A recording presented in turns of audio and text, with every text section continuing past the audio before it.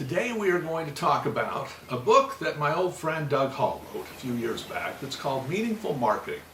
And the genesis for this book came one evening in Atlanta when he and I and my old boss from Coke, Sergio Zeman, were out to dinner. And Sergio, he likes to point things and be very flamboyant in the way that he says some of his sarcasm. And he looked at me and he said, you marketers, you all think that you're artists. You create these magical marketing programs, and if they don't work, you go, hey, sometimes it works, sometimes it don't, and you just move on. And, he said, that's a load of crap. In this day and age, with all the data that we have, we should be proving everything and knowing that they're going to work before we ever execute. And, I agree with that. Doug interjected and said, that's an interesting premise.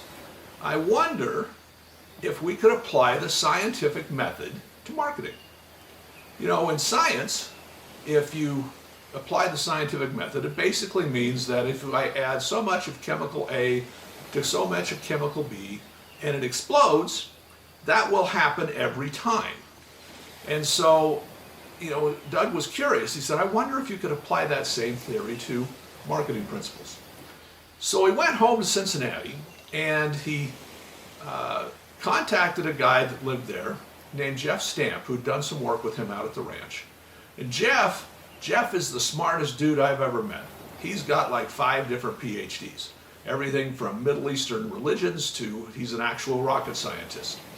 And, he loved doing research. And so Doug said, okay, look, Jeff, I'm going to hire you for a year to do research to try to prove if the scientific method works with marketing principles. And so Dr. Stamp went off and did all of this research, and the culmination of that is, this book, Meaningful Marketing. So today we're going to talk about some of the highlights that came out of that test. And it's based on data from consumer marketing, from industrial marketing, from business-to-business marketing. It looked at advertising, it looked at over 200,000 consumers, sales reps, and original academic studies and things that they did out at the ranch. So a lot of work went into developing these principles. And so today, to kind of talk about those, we're going to have what I call the Meaningful Marketing IQ test. So I'd like you to just open up on your computer window here, just a little window where you can keep track of how many questions you get right or wrong. There's going to be 12 questions, and each answer will have an A or a B option. Only 2 choices.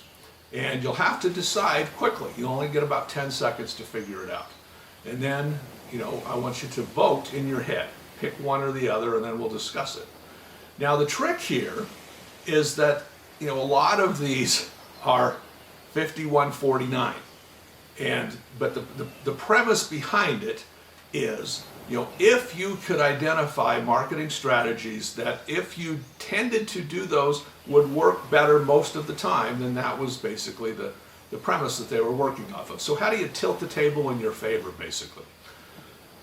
Both answers have validity in specific situations, but your challenge is to choose the answer that's most right most of the time. In other words, that has the higher odds of success. When I do this test in an MBA class, the average correct is 6 out of 12. When I do it with undergrads, it's on average about a 7 out of 12. And when I do this with high school students, the average is about 8 out of 12. So I don't know what it is about it, but the smarter you get in school, the dumber you get on this test. So don't worry about it. We're just doing this for fun today. But it's got some interesting principles that I think you'll enjoy learning. So let's start. Question number 1. The smartest way to significantly grow sales is to A, build loyalty, or B, find new customers. The smartest way to significantly grow sales is to A, build loyalty, or B, find new customers. Well, make your selection. All right, you've got your pick. All right, well, the answer is find new customers. If it all boils down to this. If I've got a loyal customer, I've probably already got most of their sales. We know from that first lecture that people have a tendency to trade off brands occasionally. They go in thinking that they're going to buy one brand, but the other one's on sale for a couple dollars less, and they grab that off the shelf. Doesn't mean that they've abandoned the brand. It's just that this one shopping trip they decided to go something else. And we know that that happens.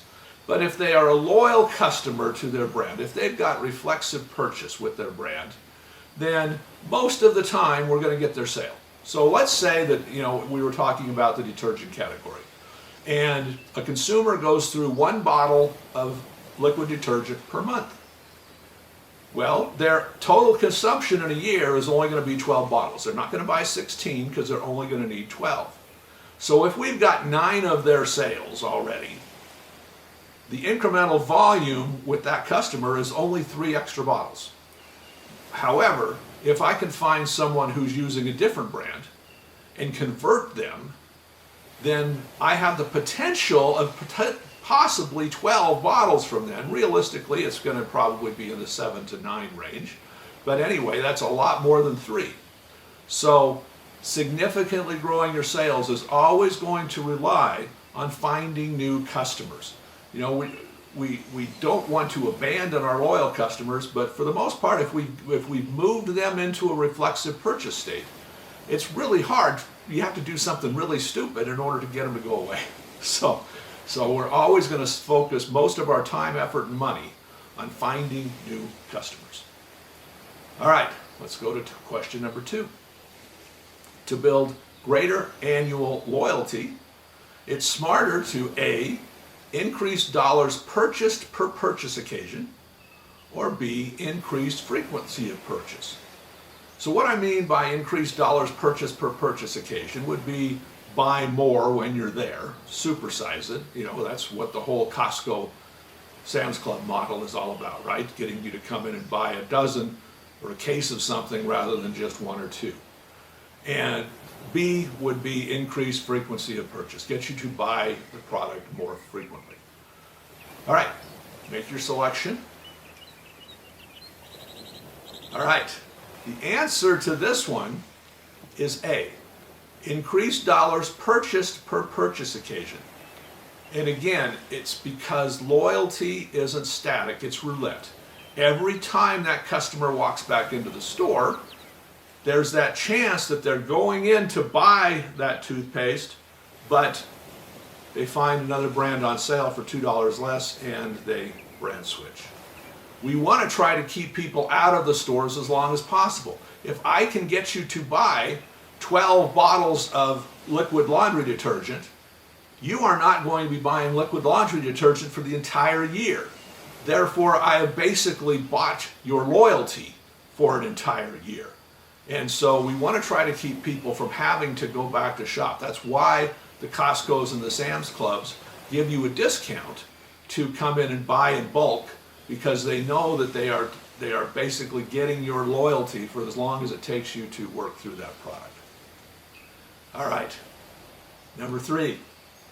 When presenting data to a customer, you'll be most effective if A, you provide a clear and simple chart, or B, you explain the data in clear and simple words.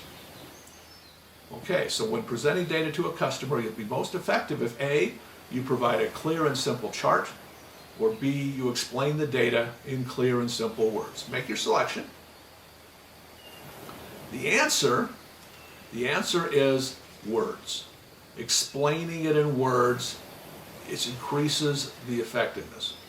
In terms of nutritional values, words were found to be twice as effective. And in terms of purchase intent, words were found to be 3 times more effective.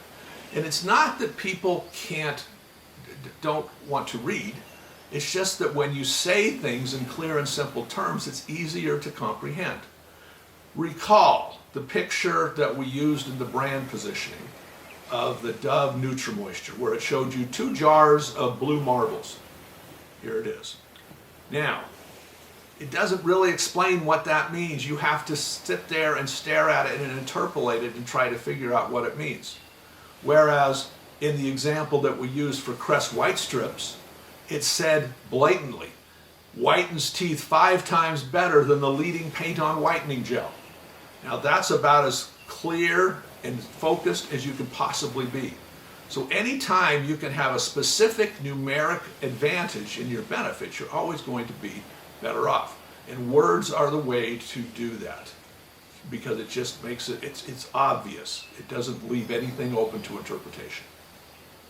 All right, number 4. A customer letter or print ad has the best chances of success if A, you respect their intelligence and write at a high school level, or B, you dumb it down and write at a 5th grade level. Customer letter or print ad has the best chance of success if A, you write it at a high school level, or B, you dumb it down and write it at a 5th grade level. All right, make your choice. I think probably all of you got it this time. Yeah, you dumb it down and you write it at 5th grade level. There's a reason that we had that TV show, Are You Smarter Than a 5th Grader? Because there's a lot of adults in our society that haven't had the advantages that you have of going to college. You know, a lot of senior citizens, especially if they were growing up in the 1950s and 1960s, they were lucky if they finished high school. And, you know, they went and got a job at the mill. They never really worked on their reading.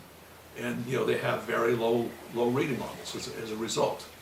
And so, you know, we want to be able to write at a easier level to comprehend. Now, you might have noticed when reading my book that it was fairly easy to get through, right? And this is precisely the reason why. Because on every chapter, I intentionally ran what's called a Fleisch-Kincaid scale on the text to try to drive down the reading score. And that's a really cool tool to use. If you go into Word, it's built into your Word. Like when you do at the end of an article and you do your spell check, and it pops up with that little box that tells you how many words and how many paragraphs you have. If you click on a little box in your settings to turn on the reading scale, it will then give you the reading scale for the text as well.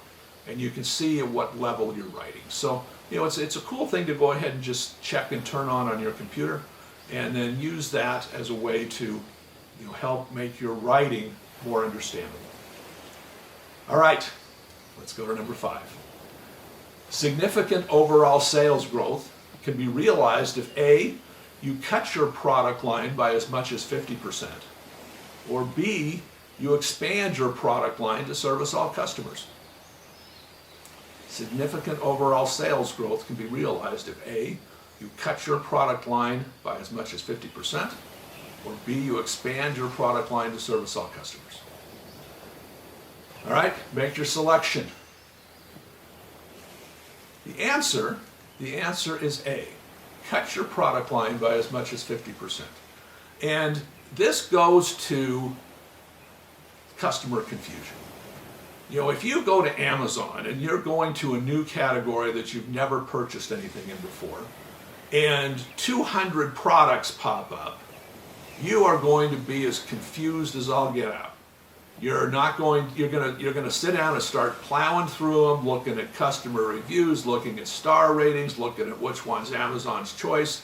You're going to, if it's a high ticket item, you're probably going to watch videos and reviews and go on YouTube. That's all very cognitive purchase, and it all takes a lot of time. And a lot of times we just shut down because, you know, it's just too overwhelming to try to figure out what's the right choice. So, you know, think about it for a second. Do we really need a 30-foot section of toothpaste offerings at Walmart?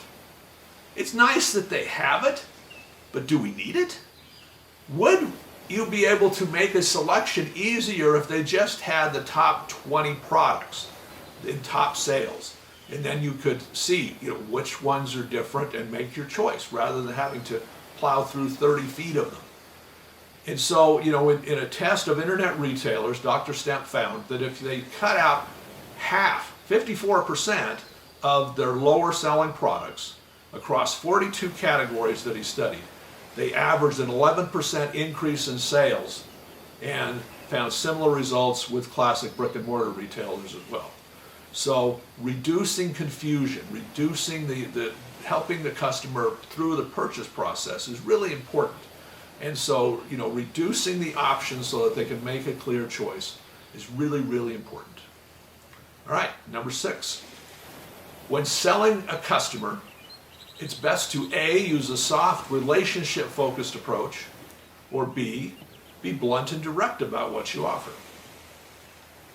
When selling a customer, it's best to use a soft, relationship-focused approach, or be blunt and direct about what you offer. The answer is B, be blunt and direct. When you go into a store or when you're making a purchase, you typically don't want to strike up a conversation and build a relationship with the guy at Best Buy or the sales clerk at whatever store you're in. You just want to get the information that you seek and move on. It drives me crazy when I go to my local grocery store and I'm checking out and the cashier looks and says, "So, have you done anything fun today?" And I suddenly come to the realization that, wait, no, I haven't. I've just taught classes and now I'm picking up groceries before I go home to sit and watch television for the rest of the night. They don't care, and it doesn't matter to me. It doesn't make me feel endeared to them. So just get to the point. If I want to know something and I ask for it, give me the straight answer. Don't give me a relationship. That's the case most of the time. Now, there are occasions when you want to have a relationship with the sales clerk. For example, if I was back in my old job at the Utah Jazz, and I bought a lot of media around Salt Lake City, so I wanted to have a relationship with the sales agents for the different television stations, for the newspaper, for the different radio groups, because sometimes I needed a favor. Sometimes I, had a game where I suddenly had a problem with tickets and I needed to sell them, and I needed to squeeze these ads in immediately. And if I had a relationship with them, 99% of the time it would get done. Whereas if I didn't know them, I couldn't just call them up on the phone and say, "Hey, I need this." I would have just got blown off.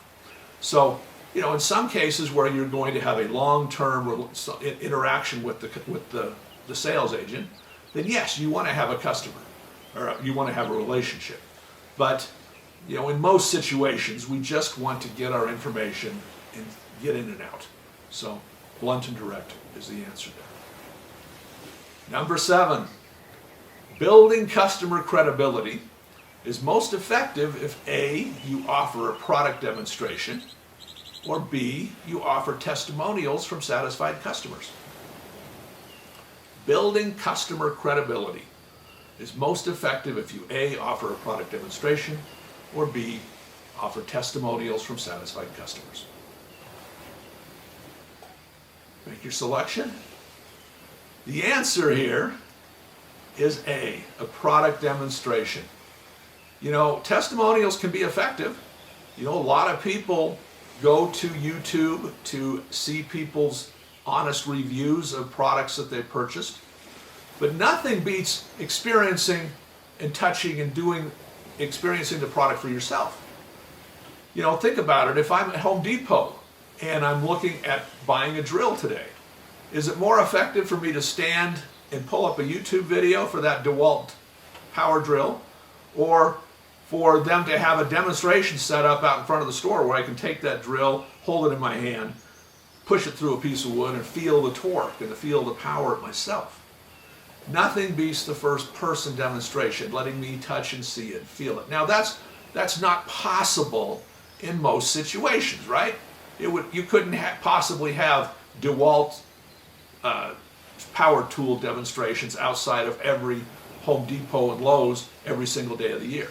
So when you can't do that, then yes, testimonials are good. But if you can, you want to let the customer touch, see it, feel it themselves, because that's the most effective way to build customer credibility. Question number 8. Forced to choose, buyers prefer salespeople who are A, highly dependable, or B, highly competent. Now, of course, we want both, but in this test, we have to make a choice. Buyers preferred salespeople who are A, highly dependable, or B, highly competent. The answer is A, highly dependable. You know, I can control competence. I can adjust for competence, but I can't adjust for dependability. Dependability lies solely on the sales agent. And so, you know, if again, back in my jazz days, if I needed to have a newspaper ad run on a certain day in the sports section, you know, I needed to have it run that day in the sports section. Oftentimes it was game tonight. Well, if it runs the next day, that doesn't do me much good, does it? And so, you know, I needed that dependability. I don't need someone to tell me the advantages of newspaper advertising. I understand that. I just need somebody to be dependable, that get things done, and it happens when and where it's supposed to. So dependability, you know, has a 320% greater impact on buyers than competence. Dependability builds trust. And trust is the ultimate emotional connection that we make to our brands. Build trust, you build a strong brand. But trust takes time. Trust is truth over time. Remember that. Question 9. Breakthrough ideas have a better chance of success if you use A, a new brand name, or B, an established and trusted brand name. Breakthrough ideas have a better chance of success if you use a new brand name or an established and trusted brand name. The answer is a new brand name. When TiVo came out, TiVo was the first digital VCR, right? Now, they chose to call it TiVo rather than a digital VCR because they didn't want to bring all the baggage that came with the term VCR. Flashing 12s, tapes that ran out before your movie finished or your show finished, having to deal with tapes, hard to program. A TiVo eliminated all those things. It had an on-screen menu. All you had to do was just click on the thing you wanted to record, and it recorded it perfectly, starting at the right time and finishing at the right time. It was instantaneous call-up. You just clicked on it and it came up. You know, it was a lot of advantages that TiVo had versus a VCR. So rather than trying to define themselves with the term VCR that brought all that baggage, they called it a TiVo. Because now all of a sudden people go, well, what's a TiVo? And they can explain it to them on their own terms. You know, back a couple of lectures ago, I talked about the hot sauce. You know, old El Paso brand, Cajun style hot sauce, Raging Cajun kick-ass hot sauce. Raging Cajun won by a landslide because it wasn't trying to leverage another brand's name in an area that it wasn't relevant. And so, you know, there's been dozens, probably more than that, of brands that have tried to extend themselves into other areas where the brand didn't fit. For example, Hooters Airlines, and things like that. We just don't want to do that. We want to try to keep relevant to our brand promise and build on our brand equity and not distract from that with messaging that isn't crisp, clean, straight, and pure. Question 10. The smartest way to introduce a new product or service is to A, introduce at a lower price to generate trial, or B, keep your price at list price from the very beginning. A, introduce at a lower price to generate trial, or B, keep your price at the list price at the very beginning is the smartest way to introduce a new product or service. Well, there's arguments to be made on both sides of this, right? You know, we know from our economics classes that the lower the price, the higher the volume. And so if you want to try to, penetrate the market, make more sales, have a higher sales volume, a lower price is a great way to do that. However, if you go in with a low price, raising price is really hard to do. So the answer here is keep your price at list price from the very beginning. When a customer is coming in to buy something new for the very first time, what they find at the price is going to set a price point in their head. And if they come in and buy it the first time and take it home and you sold it for $4.99, and then you come back 2 weeks later and it's priced at $6.99, they're going to be wildly upset.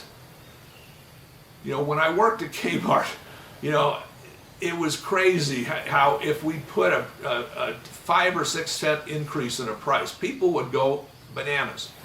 And so we want to try to eliminate that. Think about what happens with gas prices when they go up every summer. I mean, you look at the gas when you're driving down the street and you go, holy cow, it's gone up a dime since last week. People get really hinky about price. You don't want to change your base price. Price establishes value. Now, how can you have your cake and eat it too? The answer to that is sales, coupons. Leave the price alone, but give people a sale. We all understand that sales only last for a week or a few days. We all understand that coupons are a one-time use. But if we try to mess with the base price, it will just cause you mountains of headaches and customer confusion. Leave your price alone and use sales tactics like promotions, coupons, sales to lower the price and give them the opportunity to come into the market like we learned in our econ classes. Question 11. In industrial marketing, it's 9 times more important to focus on A, performance and quality advantages, or B, price advantages. In industrial marketing, now when we say industrial marketing, that usually means that I am buying your product to put inside of my product that I sell. So if I'm buying from you, is it more important for me to have performance and quality advantages in your product or a price advantage? Make your choice. The answer is performance and quality. Quality is 9.2 times more important than pricing, because if price drives everything, then nothing's meaningful. I want to tell you a story about when I was in my MBA program. I still remember this day as vividly as it was yesterday. We were being presented to by a bunch of executives from one of the major car companies. They had come in from Detroit, and they were talking to us about car quality and the challenges of making a high quality car. And this was in the late 1980s, when Japan had kind of taken over quality initiatives with Dr. Deming, especially Toyota. And so, they started their lecture by saying, we know how to make a car that is so durable and so safe that if it got in a car crash, no one would ever die. We know how to do that. But that car would cost $500,000, and nobody could afford to buy it. So we make trade-offs, and we look at all the different features that we put into the car and the safety features and decide, okay, so if we take that out, how many more people will die? And that really struck me wrong.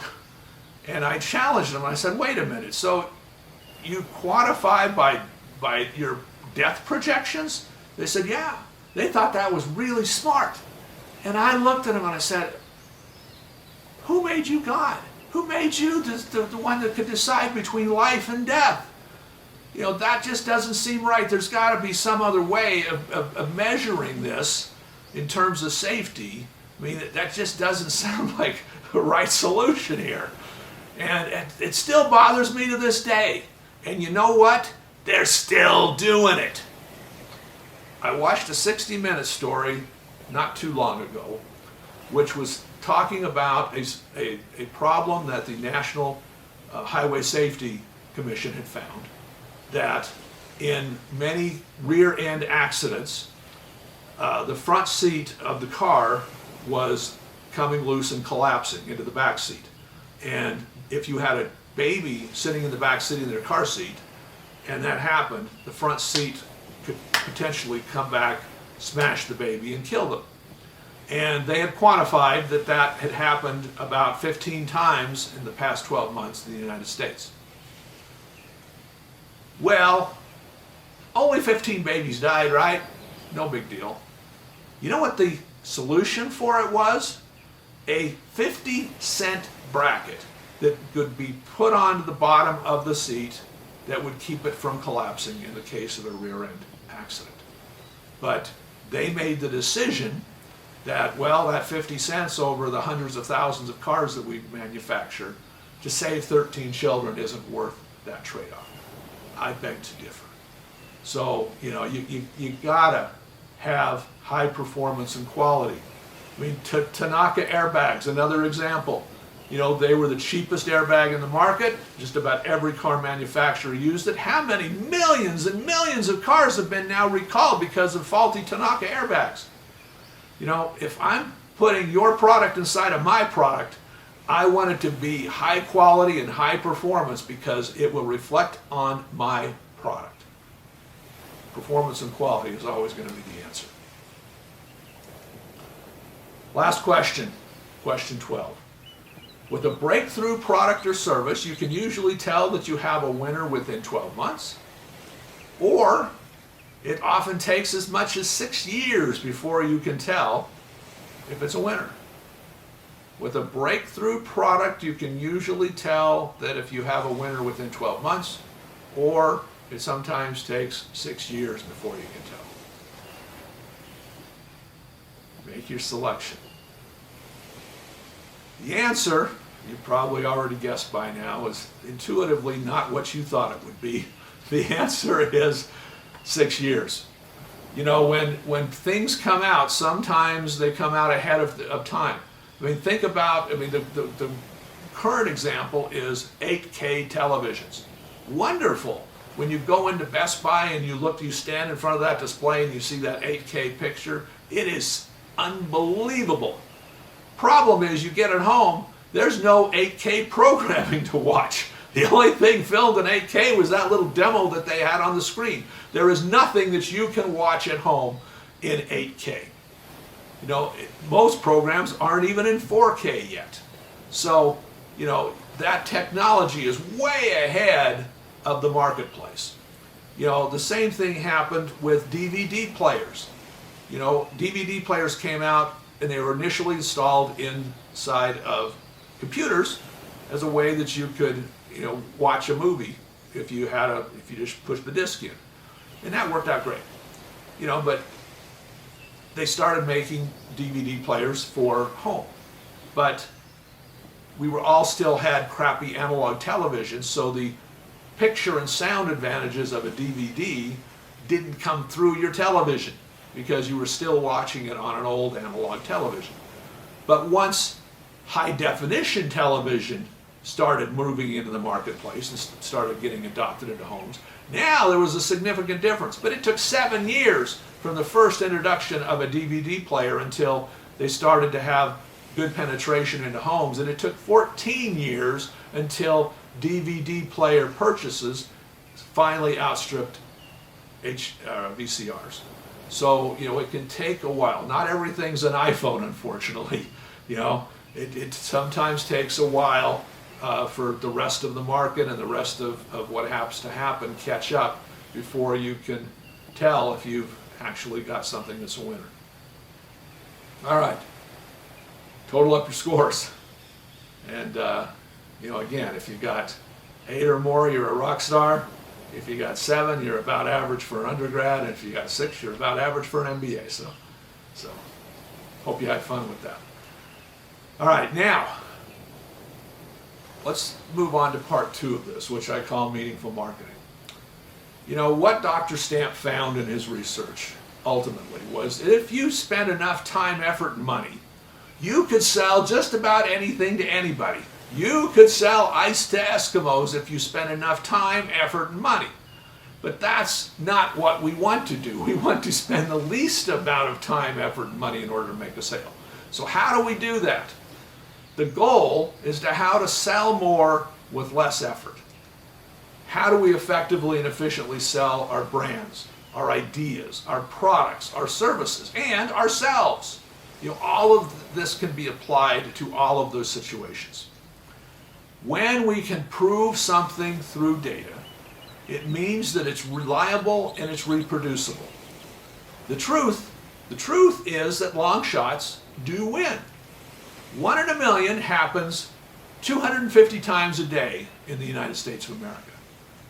250 times a day, 1 in a million happens. Now that does not mean 250 people win the lottery every day. A lot of those things are just bad circumstances. A rock falls out of space and clips you on the head and kills you. You get struck by lightning. A wave comes up on the shore and washes you out to sea. Those are all once in a lifetime experiences that happen, 1 in a million, but they happen. And so, we want to try to use the data to improve our odds of success. When we use data, we tilt the table in our favor instead of praying for the long shots. Now, as we tilt the table in our favor, that doesn't mean we're trying to flip the table.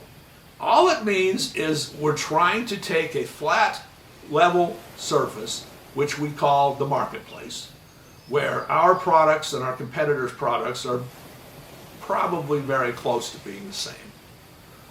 And we are trying to figure out a way through our use of data how to tilt the table in our favor ever so slightly. Because over time, we will then win. Over time. It's not going to be instantaneous, but over time, all we got to do is make a small shift and things will flow to us as time goes on. There's 3 different types of marketing. There's meaningless marketing that says nothing and does nothing. Hey, I'm Jimmy Bob's. Come on down to Jimmy Bob's today. We got a big sale, big sale, big sale. Come on, 50% off, 25% off, 100% off. Just noise. And we hear that constantly.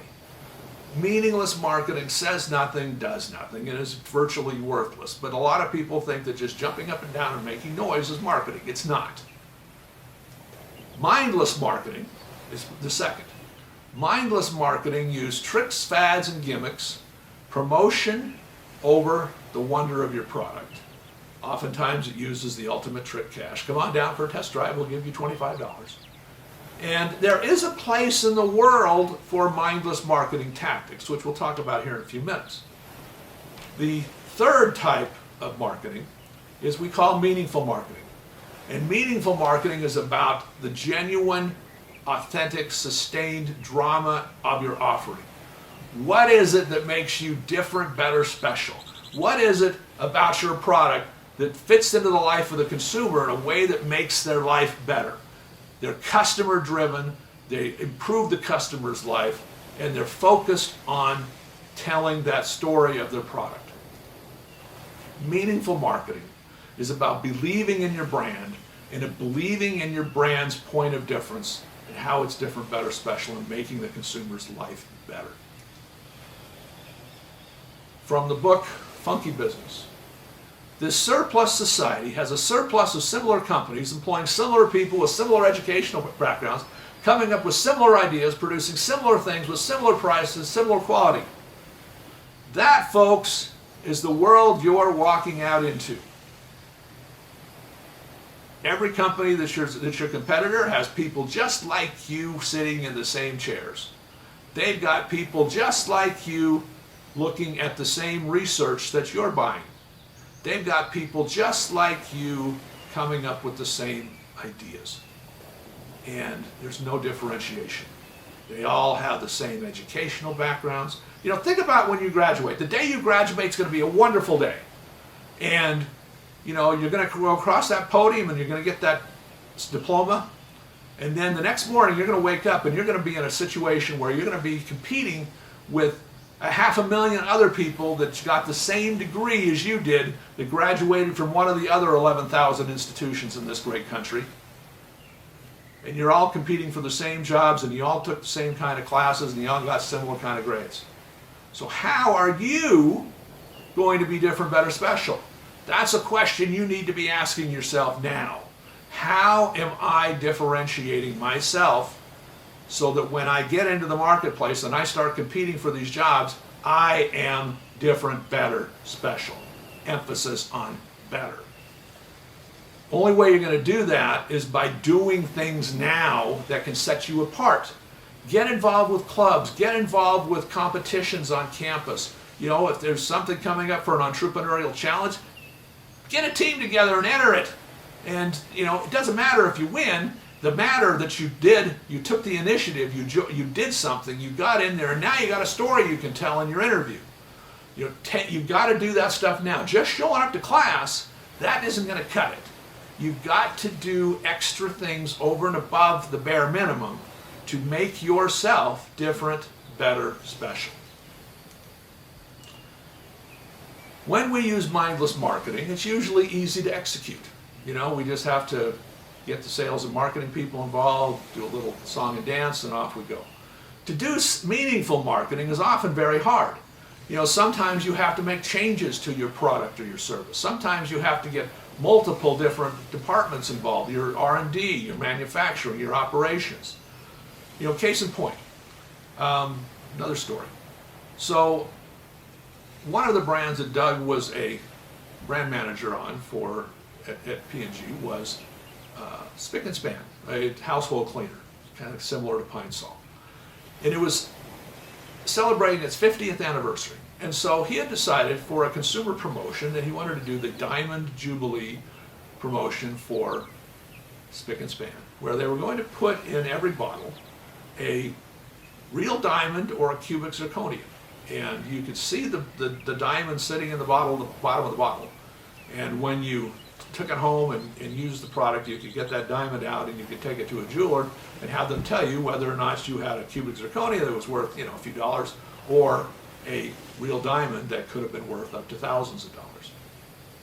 And so he got that idea approved through management, and then he went to manufacturing and he said, okay, so we got to figure out how to drop these things in the bottle as they go down the line. And they were like, no, it can't be done. He's like, why? I said, you know, it can't be done. So he said, well, can you try? And so, you know, a few weeks later they come back and they say, well, we found a part that we can buy, you know, get custom built and put it on the line and test it. You know, by the time they manufacture it, we get it, we put it on the line, we test it. You know, we're probably 6 months out from being able to start packaging, you know, putting those things in the bottle. And it's like, we're going to lose half of our year to do that. No.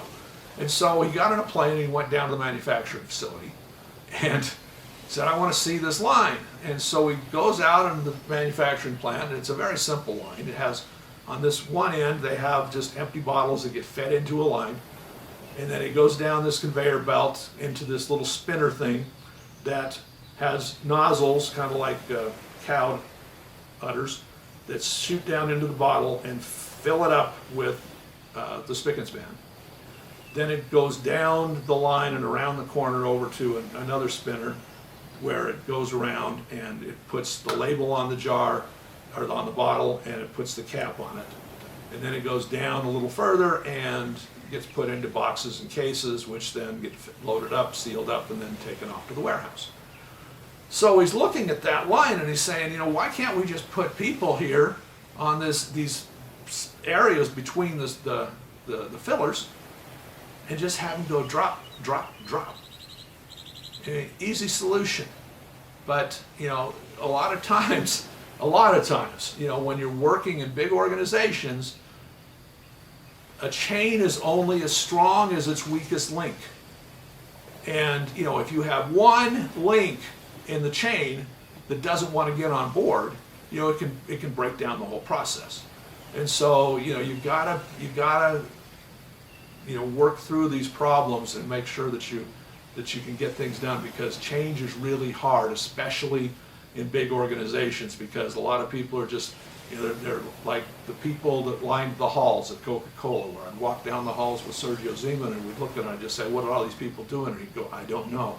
They're the people who line the halls. So, the people who line the halls can be a real thorn in your side if you're not careful. Mindless marketing is all about price. Meaningful marketing is about providing real value to the customer. Mindless marketing is about impulse purchase. Meaningful marketing is about having the customer make a conscious choice to choose your product or service. Mindless marketing is about borrowed interest. Meaningful marketing is about being the real thing. It's authenticity. Mindless marketing is about hype.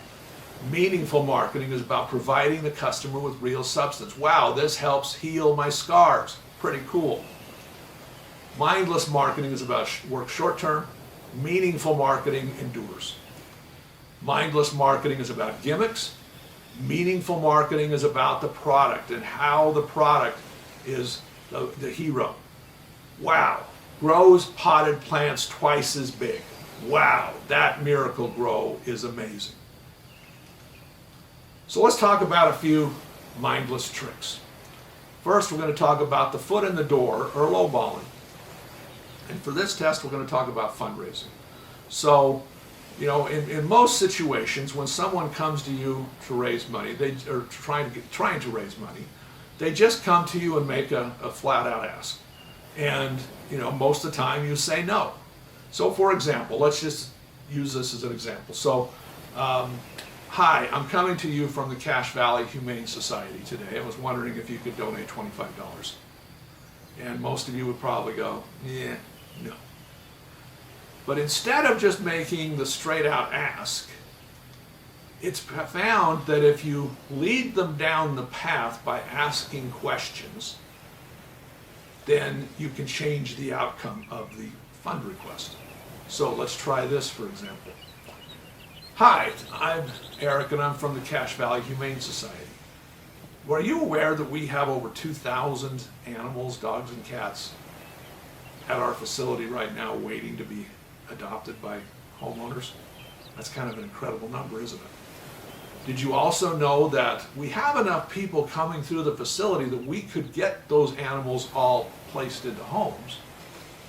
But many people come in and leave because the animals just don't look very good. They're kind of scraggly, they were found on the street, they need a bath, they need a haircut. Isn't that kind of tragic? Did you also know that if an animal stays in the facility for more than 30 days, it has to be put down? That's really tragic.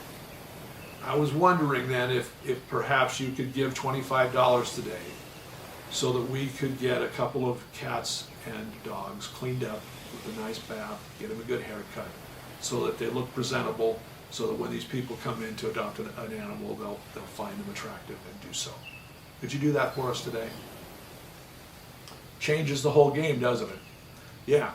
So, rather than just making the large request for you to give money, but instead leading them down the path, 34% gave money in the test versus only 19% if you just walked in and asked for the money. So you virtually doubled your response by leading them down the path through the questions.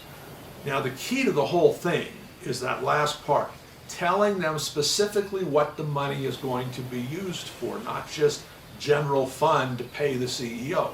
It's going specifically to help clean up, get shots, and a bath and a haircut for these animals so they can get adopted.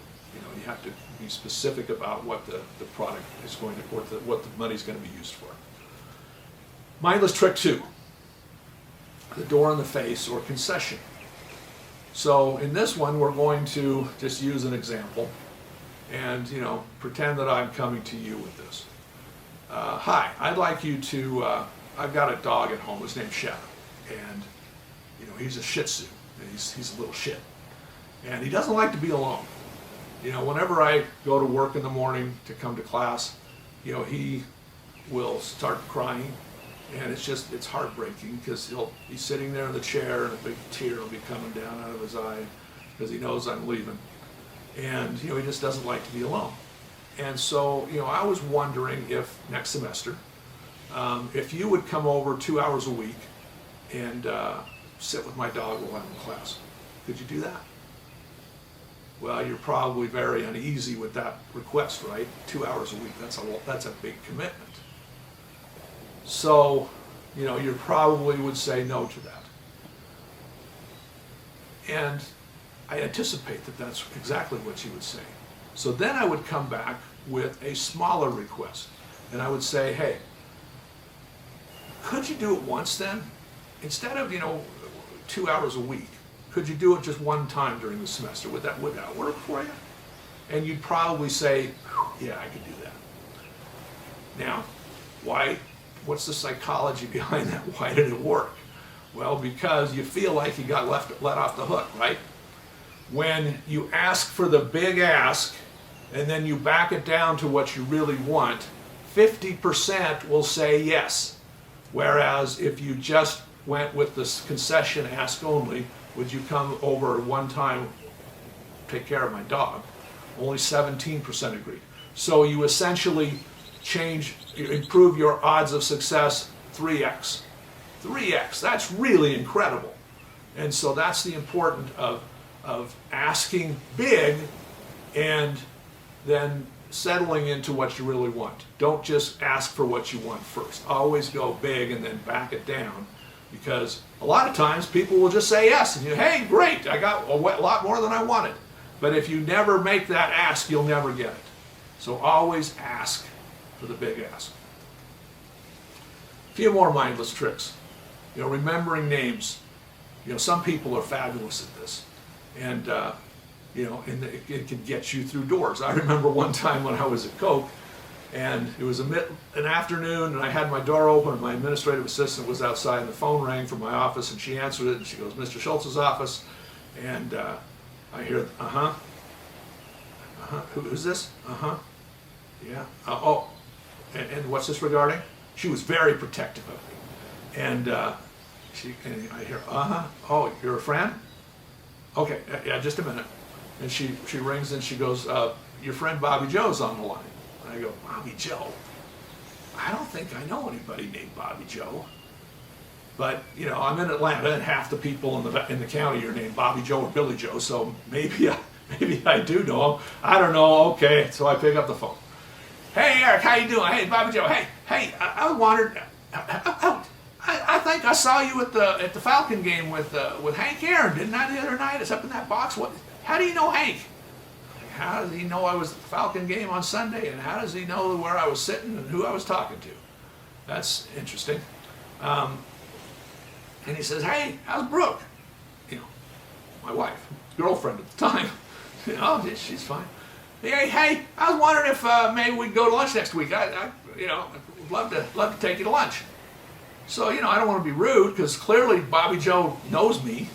And so I go, yeah, sure, Tuesday, let's go to lunch. I'd never seen this cat in my life, but he had managed to talk himself into the room by dropping names. So, name dropping can be a very effective tool to get you through the door. Number 2, meeting over food. Pavlovian response. Everybody has to eat. And so if you're trying to get to someone and you need to have some quality time, invite them to a meal. It's the best way to get over that. So now, here's a piece of advice I want to give you. You have a card in your pocket that you don't know you have, and it's called student. And while you've got that card in your pocket, you can leverage that for a lot. For example, if you have an executive at some company that you want to be like someday when you grow up, send them an email. Reach out to them on LinkedIn and say, hey, I'm a student at my university, and I want to be you when I grow up, and I was wondering if you could give me some advice, and if maybe I could take you to lunch and have you just pick your brain for an hour.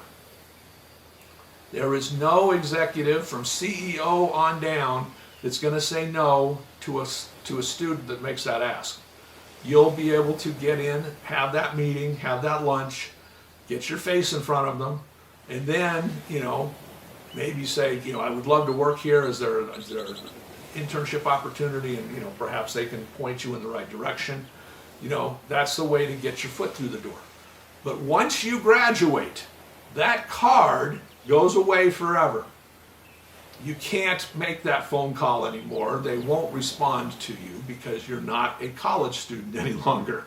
So you got to make that ask while you're in school. Play that card. They aren't even going to make you pay for the lunch. They'll pay for the lunch. It's totally free. Nobody's going to make a poor college student buy them lunch. So, you're going to get meetings. You're going to get free food. It's a win-win all the way around. Leverage that card, because once you leave your university, it's over. Scarcity. A lot of times you can use a scarcity trick to try to get somebody to act now. If you don't buy it now, this deal goes away. Car dealers are famous for using that strategy. When I remember Sports Illustrated used to try that quite frequently as well. I'd get a phone call at like 4 o'clock on a Thursday afternoon when they were going to press. And they'd say, we're going to press in 2 hours, we've still got an extra page. The normal page goes for $50,000, but I'll give it to you for $10,000 if you just send me over your artwork. But you have to do it within the hour. And so scarcity is a great way to get people to act now rather than ponder things. Power of authority. This was a really cool study that Dr. Stamp did. He went up to New York and he picked a busy street corner, and he had 2 jaywalkers that he would send out across the street, and then he would count the number of people that followed the jaywalker across the street walking against the light. And one of the people was just a college-looking student with a t-shirt, shorts, and flip-flops. The other was dressed up like a Wall Street executive in a perfectly pristine suit, tie, well-dressed, and he would count the number of people that would walk across the street. And then he had people standing on the other corner to ask them questions. Like, you just saw that was a red light, right? Why did you jaywalk? And the people, when they got over the other side, he found that 3.5 times more people followed the guy in the suit than followed the guy in just this t-shirt and shorts. And when he asked them why on the other side of the street, the common response, the most likely response was, he looked like he knew what he was doing.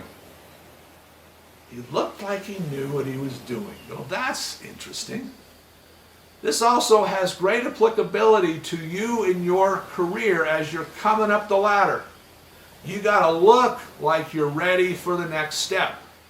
Now, I know dressing up in your generation, you don't like to do it, but you need to do it.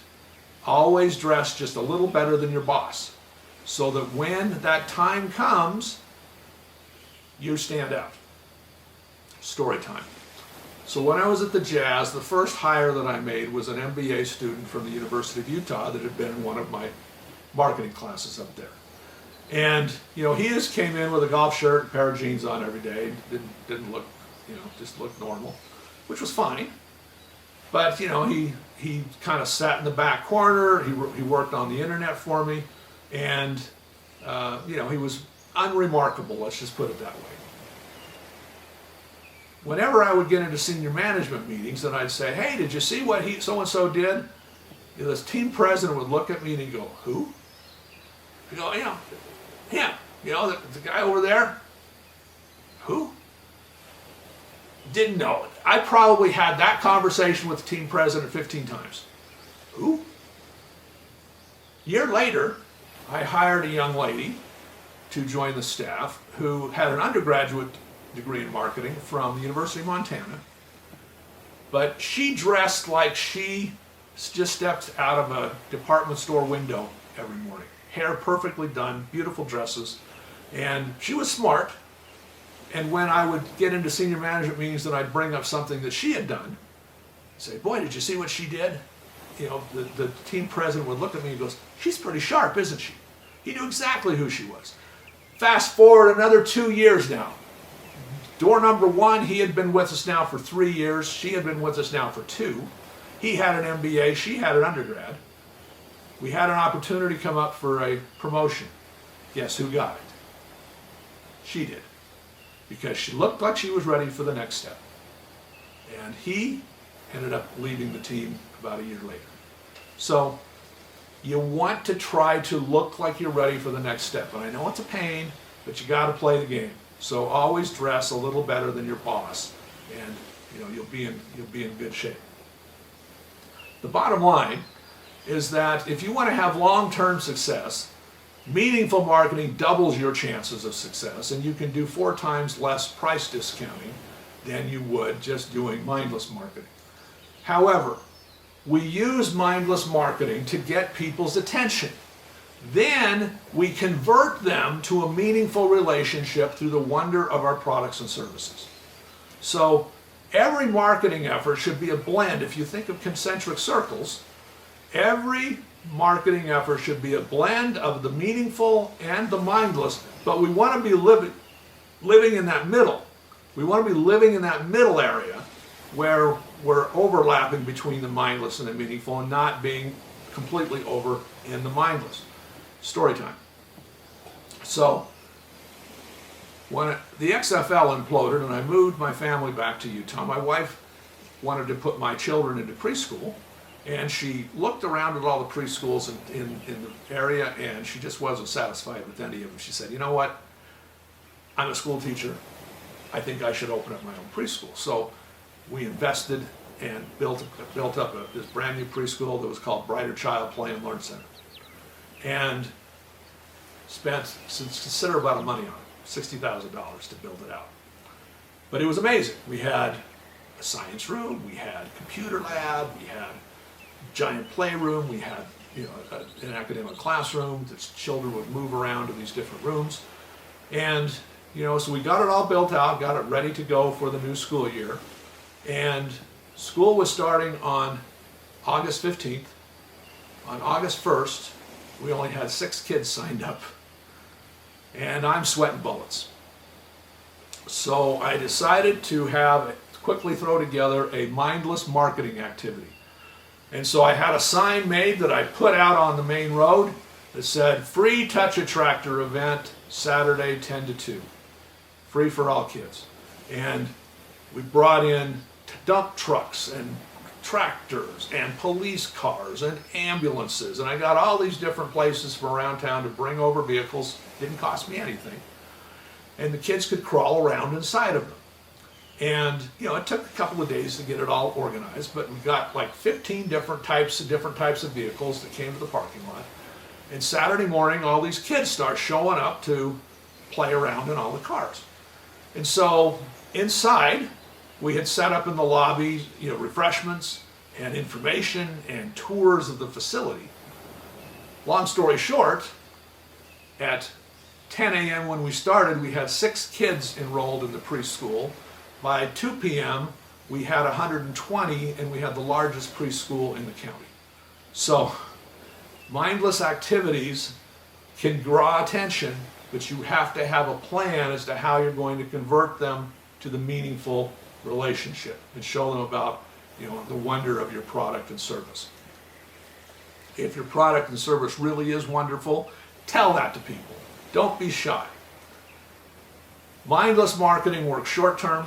Meaningful marketing works short term, long term, and is far more profitable because you're selling things to people that are different, better, and special, and making their lives better. So why is meaningful marketing so important? Well, it's because it's madness out there. The odds of winning with any new product or service is a 15% chance of winning, 85% chance of failure rate. If you follow the advice that we had back in our innovation section, you can change that, but the current rate is 85% failure, 15% success. Most venture capital investments, only 10% end up winning, but when they do, they hit big. So that's why, they're willing to spread their money around. If we all pooled our money and we went to a slot machine, we have a 32% chance of winning. Well, why don't we do that? Well, because it's a one-time event. It's not repeatable. It's not long-term. It's a one-time event. So that's, we don't do that. The long-term trend is ugly. Back in the 1960s, if you introduced a new product, you had about a 60% chance of success because the marketing channels were easy. You had 3 networks you could advertise on. You didn't have nearly as much competition in the grocery store. And so, you could introduce something, you could advertise it, and you pretty much, unless it was a dud product, you would be successful. But now, it's ugly. Because today's customers are short on bandwidth. There's 40,000 new grocery store items introduced to the grocery trade every year. Most of them never see the light of day. They get killed before they ever get past the buyer. There are 120,000 new books written every year. The average customer in a big city like in New York, Los Angeles, are exposed to over 3,000 advertisements a day. And this is the startling statistic from the New York Times. Humanity publishes as many words each week as did all of human history up to 1800. Think about that. Think about that. Yeah. Today's customers are smarter. In 1960, only 4 out of every 10 people graduated from high school. Today, it's 8 out of 10. Today's customers are wiser. In 1960, there were only 18 million adults over the age of 65. By 2000, that had grown to 37 million adults. And by 2040, not too long from now, 74 million people in the United States will be over the age of 65. Think about the impact that's going to have on Social Security, on medicine, on health care, on long-term care. I mean, it's staggering what is going to be happening because of those changes. But we need to be cognizant of them.